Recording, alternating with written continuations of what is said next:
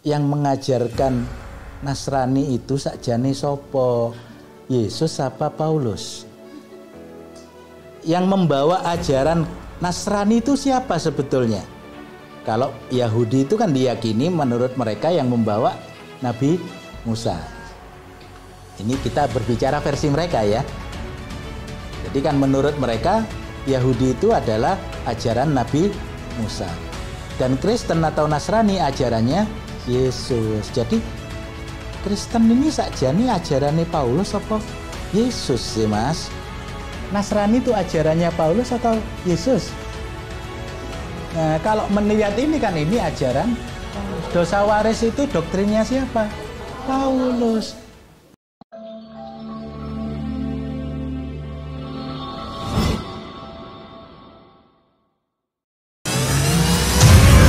Lelang dakwah, lukisan Sweet Orange, karya Meru Sandia, pelukis Indonesia yang diundang langsung oleh Raja Salman, dilelang dengan harga terbaik, yang dananya 100% akan kami gunakan untuk pembangunan Masjid Terpadu Hagia Sophia, Kota Malang. Lukisan Sweet Orange ini dilelang dengan harga 25 juta saja untuk muslimin yang lebih dahulu menghubungi kami. Dan berdirilah benteng yang sederhana awal untuk mengabarkan kebenaran rahmatan lil alamin.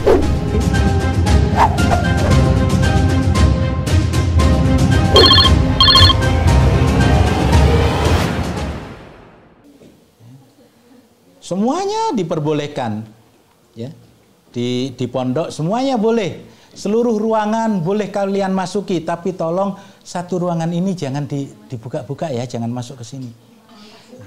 Masuk aja, jangankan masuk, buka nginceng saja ndak boleh. Lah mesti sampean penasaran nih singkun.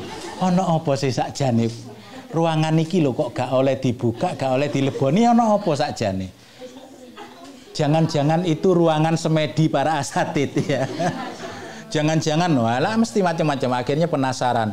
Nah, zaman Masya Allah la haula wala quwata illa billah. Pernah jalan-jalan ke daerah Bangil mboten? Belum ya. Nanti kapan-kapan ikut Pak Ipung Atria karena beliau itu rumahnya di Pasuruan, nanti akan melewati Bangil. Di Bangil itu ada pondok pesantren Persatuan Islam Persis. Ya, di kiri jalan kalau dari arah Surabaya. Persistri yang pondok pesantren putri di Bangil itu kacanya itu dicat putih semua. Ya, jadi kaca jendelanya itu untuk asrama dicat putih. Tapi di situ sudah mulai dikerei cete. Nah itulah ketika semuanya dijadikan tidak bisa nampak keluar, yang dari luar tidak bisa nampak ke dalam, kan ada aturan itu, tidak boleh inceng-inceng. Nah, opo sing apa nek metu ae nang jaba kono ndelok kepingin ketok apa ning jaba ning ana apa ya. Itu lho dikerik. Ya. Nah, kita juga seperti itu. Ketika satu yang dilarang justru penasaran. Wala taqrabu hadhihi sajarah. Wa takuna minadh dhalimin. Nah, ya. Akhirnya tergodalah Hawa merayu Adam, ya. Adam pun akhirnya tergoda. Inilah hebatnya wanita. Jadi kalau suaminya teguh dari sisi kanan, sisi depan, sisi kiri, dari belakang, atas, bawah, sulit untuk digoyahkan, maka akan masuk lewat sampingnya, istrinya. Nah, kalau istrinya sudah yang merayu, ya po wis masa ini sudah mulai mikir. Jangankan saya, jangankan Ustadz, Nabi Adam alaihissalam saja rontok kena rayuan Hawa. Iya. Nah, jadi singkat cerita begitu, dimakanlah buah itu oleh Adam dan Hawa alaihimussalam. Ya. Dimakan, barulah ketika itu dimakan semuanya terbuka. Nah, ya. Dan itulah yang menyebabkan Nabi Adam dan Hawa oleh Allah dikeluarkan dari surga. Ya, kalau konsep di dalam Islam bagaimana? Ketika Nabi Adam dan Hawa itu akan dikeluarkan, sudah diajari kan? Watalaqqa Adamu mir rabbihi kalimat fataba alaihi. Ya, sudah diberikan, diajarkan oleh Allah kalimat taubat dan Allah sudah terima. Apa bunyi kalimat taubatnya itu? Di dalam surah Al-A'raf, Rabbana dolamna anfusana wa illam taghfir lana wa tarhamna lanakunanna. Jadi Nabi Adam dan Hawa sudah bertaubat kepada Allah. Jadi dikeluarkan dari surga dalam konsep Islam sudah bersih dari segala macam dosa. Iya. Nah, tapi dalam Kristen beda. Jadi karena perbuatan Adam dan Hawa itu merupakan satu dosa dan itu dibawa sampai ke dunia, ke bumi ini, maka seluruh anak keturunan Adam itu pun akan menanggung dosa tersebut. Apa buktinya? Setelah Adam dan Hawa diturunkan ke dunia, Adam dan Hawa mengalami kematian. Nabi Adam mati, Hawa mati. Apa penyebabnya kok manusia itu jadi mati? Karena dosa yang mereka pikul. Kita semua pun ini akan mati. Itu bukti bahwa kita ini berdosa. Kata si pemuda tadi, oh gitu ya mas. Itu menurut siapa? Jadi takonnya ya kudu mesra rek, biar tambah semangat. Oh enak aja cari sopo iku ngawur sampean mas, wis gak tertarik ya.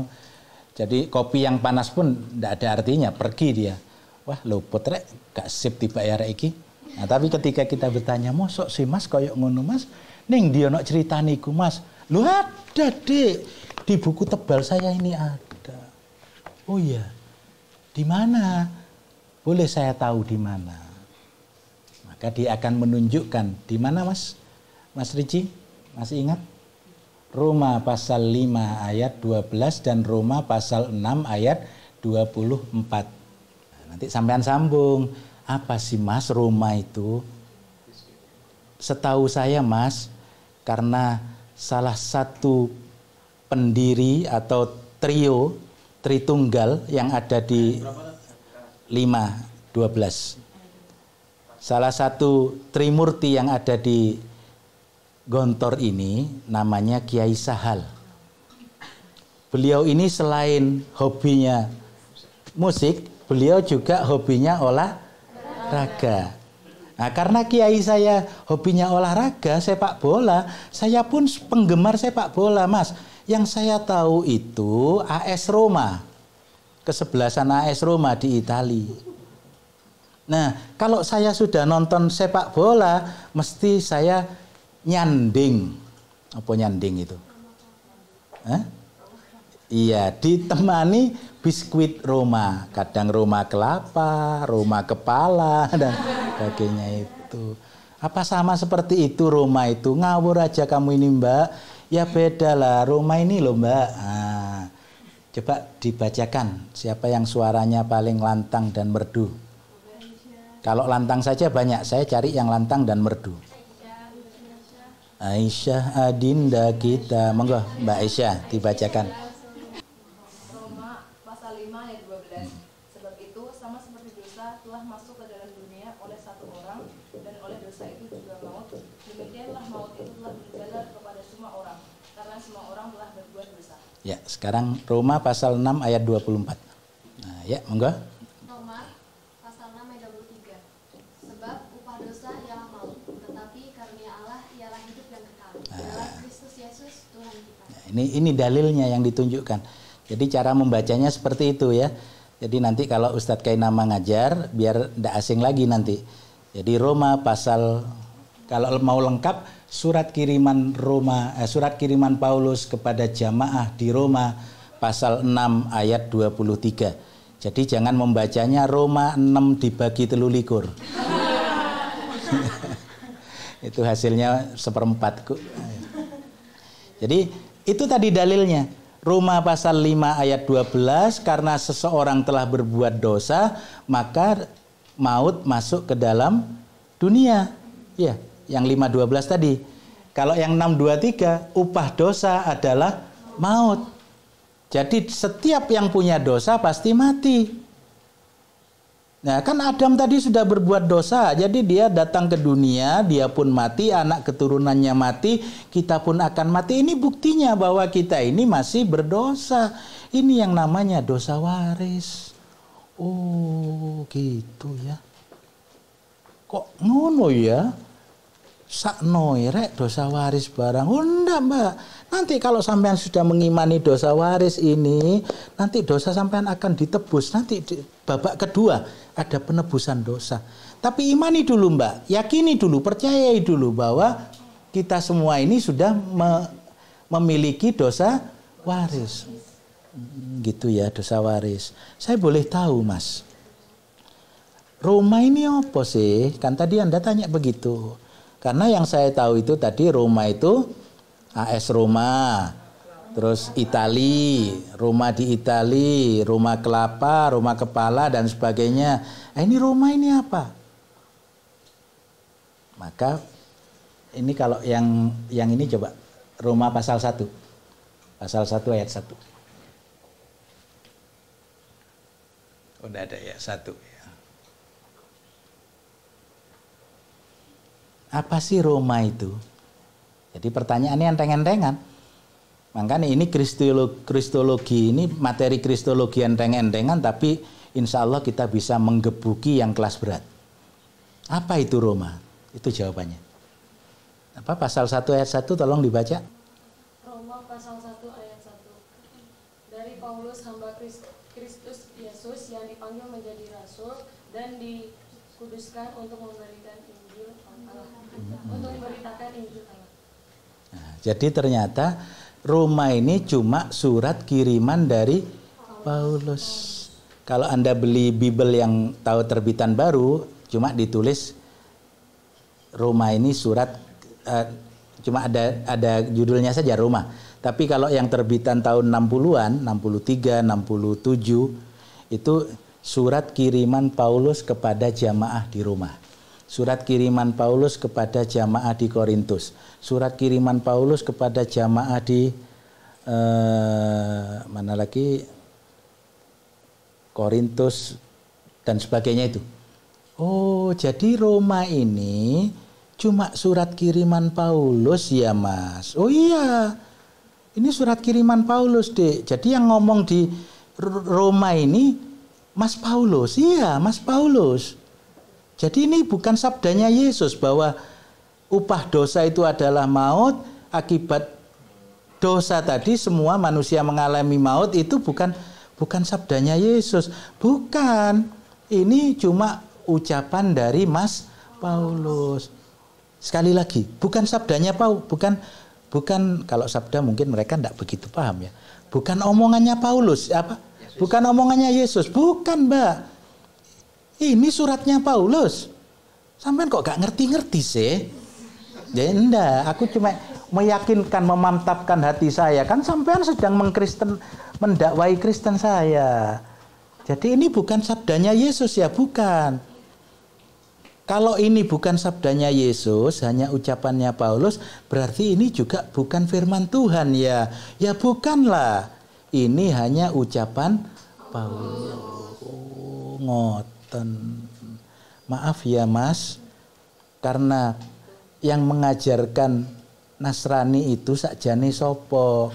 Yesus apa Paulus? Yang membawa ajaran Nasrani itu siapa sebetulnya? Kalau Yahudi itu kan diyakini menurut mereka yang membawa Nabi Musa.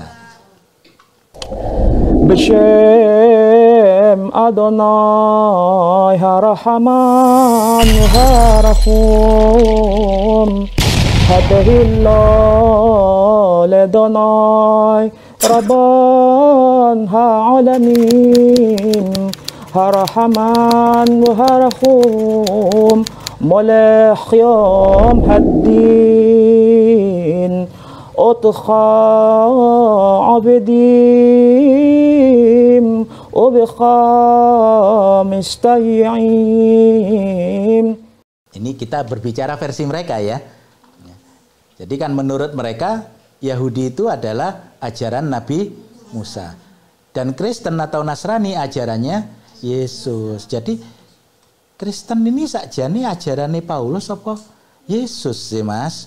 Ya ajarannya Yesus loh. Kenapa kok pakai dalil dari Paulus? Loh, Paulus ini orang suci, Dek. Loh, dari Paulus, hamba Kristus Yesus yang dipanggil menjadi rasul. Paulus, hamba Yesus Kristus yang dipanggil menjadi rasul dan dikhususkan bagi Injil Allah. Jadi orang istimewa ini. Murid pilihan ini, hamba pilihan yang dipilih langsung oleh Yesus. Mau pilihan, mau hebat seperti apa, kan bukan Paulus yang mendirikan agama Nasrani. Pendiri Nasrani kan Yesus, Mas. Iya. Lah kenapa sampean kok pakai ajarannya Paulus? Sakjane sampean iki melok Yesus apa melok Paulus? Wah, itu jawabannya panjang kali lebar itu. Bahkan kalau perlu panjang kali lebar kali tinggi. Wos, begini. Cukup Anda bertahan di situ. Jadi dosa waris bukan ajaran Yesus ya? Bukan. Ajaran Paulus ya? Iya. Pendiri agama Nasrani Yesus apa Paulus? Ya Yesus. Kenapa kok pakai ajarannya Paulus? Paulus itu orang sakti, Dek. Paulus itu hamba pilihannya Tuhan Yesus. Jadi karena berkat yang diberikan oleh Yesus, apapun yang dipegang oleh Paulus itu bisa menjadi bagus. Apapun yang diucapkan oleh Paulus itu menjadi bagus dan suci. Kalau Paulus pegang pensil atau pena, Dek, ya, pena ini dipegang oleh Paulus lalu diletakkan di atas kertas, Paulus diam begini saja, apa yang ada dalam pikiran Paulus sudah akan tertulis. Pena itu akan jalan sendiri. Sekali lagi, Nasrani itu ajaran Yesus atau ajaran Paulus, Mas?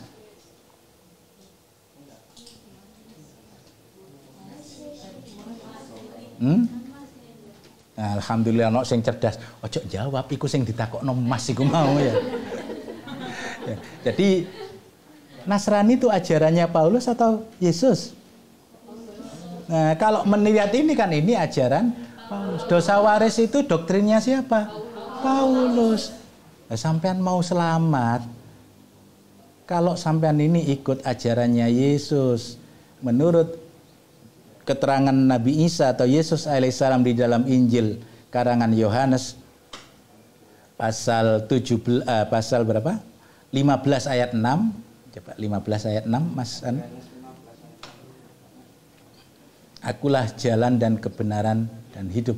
Tidak ada seorang pun yang bisa sampai kepada Bapa di surga kecuali melalui aku. Jadi yang bisa membawa jalan keselamatan, yang menjadi jalan keselamatan, yang bisa mengantarkan manusia ke surga itu adalah Yesus, ajarannya Yesus, bukan Paulus, Mas.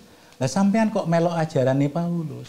Dosa waris ini ajarannya Paulus. Enggak peduli dia mau ngomong apa saja, kunci dia di situ. Nah, itu sampai di situ skornya berapa kalau seperti itu? Ayo kalau kita skor, ini permainan sepak bola AS Roma melawan Juventus. Berapa skornya? Sudah 1-0 itu. Gak peduli deh katanya kita brus kayak apa saya. I'm sorry, I'm no reckon you. Jawaban ngono tok ya. I'm sorry, I'm no reckon you. Sampean ini ternyata anaknya Paulus, bukan anaknya Yesus. Gak selamat sampean, Mas. Karena sampean melok Paulus. Insya Allah saya jamin dia akan mulai begini. Dan mikir, maaf ya Mbak, ini sudah hampir isya, saya pamit dulu ya. Oh jangan Mas, saya sedang tertarik ini ya. Itu tadi dosa waris luar biasa. Ternyata hanya ajaran Paulus, bukan ajaran Yesus, Mas. Sampean ini loh, kok ya gelemen dadi murite Paulus. Melok oh Yesus, Mas, ben selamat. Ojo melok Paulus. Nah, kan Anda sudah mendakwai itu. Kita pukul balik, iya. Itu artinya senjata sudah menjadi makan tuan. Paham? Doktrin yang pertama dosa waris. Saya boleh melanjutkan ke doktrin yang kedua? Boleh. Apa tadi? Doktrin yang kedua nanti jenengan insya Allah dapat ini kok. Nah, ya, sampean minta ke Pak Ipung itu ya. Pak Ipung, tolong saya minta kalau ndak hari ini biar dikirim ke anu. Ini syukur-syukur nanti oleh Unida Press diterbitkan. Nah, ya monggo silakan. Ndak pakai royaltian ya. Yang penting mudah-mudahan ini bermanfaat bagi kita semua, bagi umat ya. Nah, jadi ben rada apik ngono lho. Jadi nek tulisannya elek ketikane ya maklum lah. Waktu itu saya masih sehat bisa mengetik, sekarang kesulitan. Jadi yang kedua setelah dosa waris apa? Penebusan dosa. Nah, ini. Jadi Mbak, oke lah dosa waris selesai ya Mbak. Mbak sudah mengimani ya? Iya, saya mengimani. Dosa waris itu hanya ajaran Paulus. Loh Mbak, kok situ lagi? Loh iya, saya mengimani, saya percaya bahwa dosa waris hanya ajaran Paulus, bukan ajaran Yesus. Sampean percaya kan? Mengimani juga toh? Bahwa dosa waris ini ajaran Paulus? Iya Mbak. Bukan ajaran Yesus kan? Iya. Berarti sampean tidak akan diselamatkan oleh Yesus. Karena sampean pengikut Paulus, bukan pengikut Yesus. Nah sekarang ayo, yang kedua tadi apa? Penebusan dosa. Apa sih Mbak Atmas penebusan dosa ini? Ya balik lagi Mbak ke tadi itu. Jadi setelah manusia ini mengalami dosa, mati membawa dosa, jadi sudah memegang dosa waris, akhirnya Allah, Tuhan Bapa itu mengutus anaknya yang tunggal untuk menebus dosa. Nek sampean diskusi mbek wong-wong Kristen ngono aja serius-serius. Digawe tegang, siapa anak tunggal itu yang mau menebus dosa itu? Ya namanya Yesus Mbak. Oh Yesus yang mati di tiang salib itu ya. Itu anak Tuhan atau Tuhan? Ya itu sebetulnya Tuhan. Tuhan yang menjelma, ya turun ke dunia.